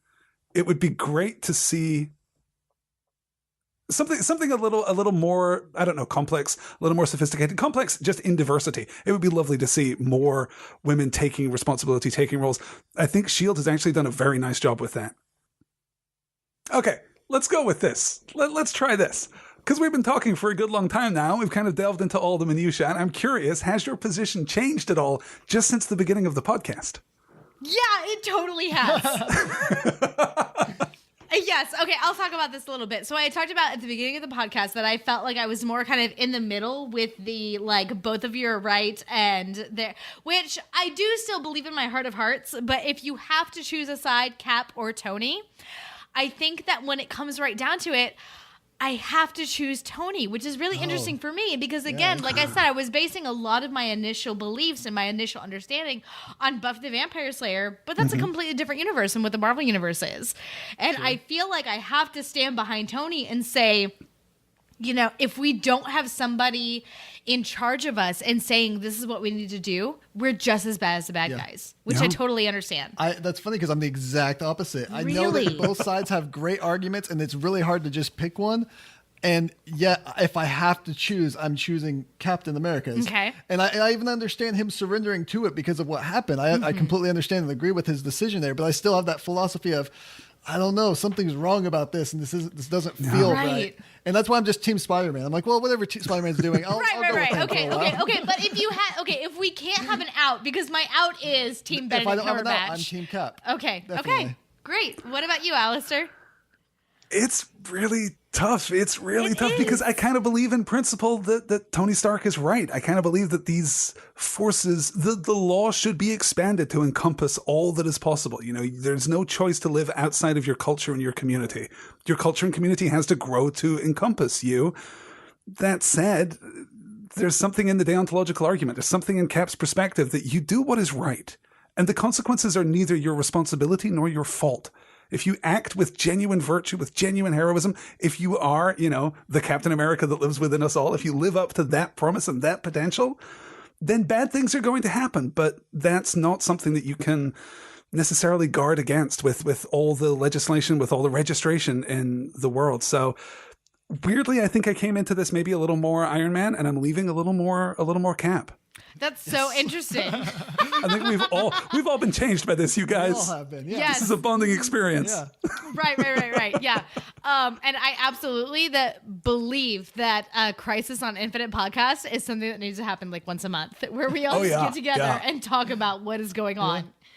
Well, if we all get together and see Batman versus Superman, then maybe we'll have some thoughts to share after that. Ooh, I think I'm going to drag Lonnie to the movies to see that. Yes. Oh, man. Yeah, absolutely. All right. So should we sign off? I guess so. That sounds really good. Yeah.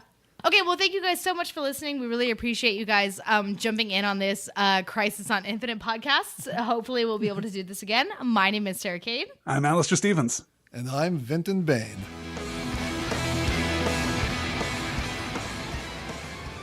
This has been a Graphomania production in association with Common Room Radio and Storywonk.